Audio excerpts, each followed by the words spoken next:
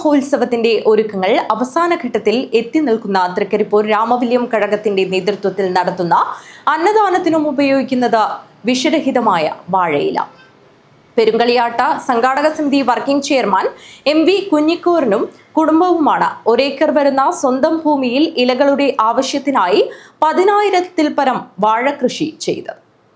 കുലകൊത്തി വിളവെടുക്കുന്നതിന് പകരം ഇലയ്ക്കു വേണ്ടി വാഴകൃഷി ചെയ്യുക, അതും സോദരി വാഴകൃഷി പ്രമുഖ പൊതുമരാമത്ത് കരാറുകാരനും തൃക്കരിപ്പൂർ രാമവല്യം കഴകം പെരുങ്കളിയാട്ട സംഘാടക സമിതി വർക്കിംഗ് ചെയർമാനുമായ MV കുഞ്ഞിക്കൂറിന്റെ നേതൃത്വത്തിലാണ് വേറിട്ട കൃഷി ചെയ്തത്. ഒരേക്കർ സ്ഥലത്ത് നിലമൊരുക്കി ഒരു കുഴിയിൽ കുറഞ്ഞത് 3 സോദരി കന്നുകളാണ് നട്ടത്. 7ഉം 8ഉം വരെ കന്നുകൾ ചില കുഴിയിൽ നട്ടിരുന്നു. 1000-ൽ പരം വാഴകൾ നട്ടു വളർത്തിയ സ്ഥലത്ത് 4 മാസം കഴിഞ്ഞ് ഇപ്പോൾ ഇലമുറിക്കാൻ പ്രായമായപ്പോൾ ഏതാണ്ട് 20,000-ൽ പരം വാഴ ഇലകൾ തയ്യാറായി കഴിഞ്ഞു.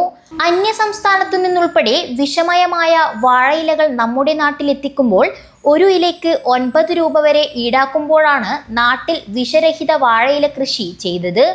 കാർഷിക മേഖലയിലെ വിദഗ്ധരുടെ നിർദ്ദേശപ്രകാരം 3 തവണയെങ്കിലും വളം ചെയ്താണ് ഇലകൾക്ക് വേണ്ടി വാഴകൃഷി ചെയ്തത്.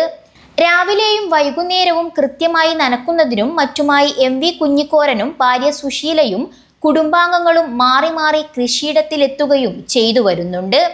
തീരപ്രദേശമായതിനാൽ ഇത്തരത്തിൽ കൂടുതൽ പേർ കൃഷി ചെയ്യാൻ മുന്നോട്ട് വന്നാൽ നമ്മുടെ നാട്ടിൽ തന്നെ വിഷരഹിത ഇലകളിൽ ഭക്ഷണം കഴിക്കാൻ കഴിയുമെന്നാണ് കുഞ്ഞിക്കോരന്റെ അഭിപ്രായം. കളിയാട്ടത്തിനും എല്ലാവരും കൊണ്ടുപോവുക.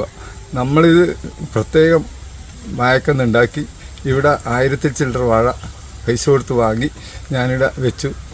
അത് വിഷരഹിത ഇലയാണ് ഇപ്പോൾ നമ്മൾ ഈ പെരുങ്കളിയാട്ടം വരച്ചു വെക്കൽ കർമ്മത്തിന് ഉപയോഗിക്കുന്നത്. അത് ഇതിൽ നിന്ന് ഇലയെടുത്ത് ഉപയോഗിക്കാനാണ് ഇപ്പം ഉദ്ദേശിക്കുന്നത്. ബാക്കി ഇലകൾ കളിയാട്ട കാലത്ത് എടുക്കാനാണ് തീരുമാനിച്ചിട്ടുള്ളത്. ഫെബ്രുവരി 24-ന് പെരുങ്കളിയാട്ടത്തിന്റെ പ്രധാന ചടങ്ങായ വരച്ചുവെക്കലിന്റെ ഭാഗമായി നടത്തുന്ന അന്നദാനത്തിന് ഏതാണ്ട് 15,000-ൽ പരം ഇലകൾ വേണമെന്നാണ് കണക്കാക്കുന്നത്.